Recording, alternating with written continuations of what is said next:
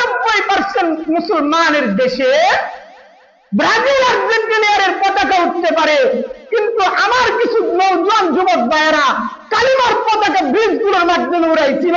যেমন বাংলাদেশে বসবাস করেন, সেই কালিমার পতাকাগুলো নামাইতে হয়, এর চেয়ে মরে যাওয়া ভালো ছিল আপনার জন্য। ইহুদি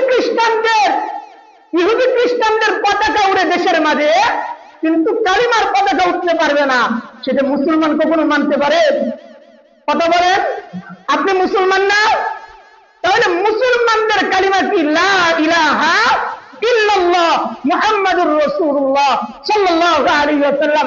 এই কালিমার পতাকা বাংলাদেশে থাকবে না, প্রয়োজন পড়লে কালিমার পতাকা থাকবে, যারা ক্ষমতায় আছে তাদেরকে টেনে হিঁচড়ে নামাইতে হবে।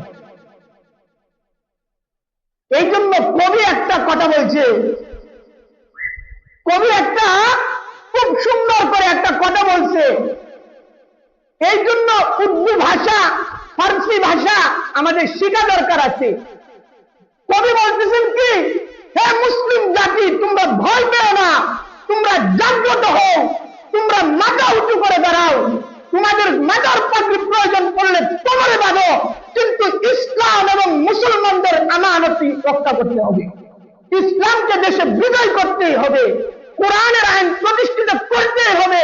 এতে যদি তোমাকে কেউ গালি দেয় সে গালি দেয়, কিন্তু তুমি যদি তোমার মালিকের উপরে তাওয়াক্কুল এবং তোমার মালিকের উপরে ভরসা রাখতে পারো, কখনো কোনো ইহুদির বাচ্চা, কোন নাসারার বাচ্চা তোমাকে আঘাত করতে পারবে না।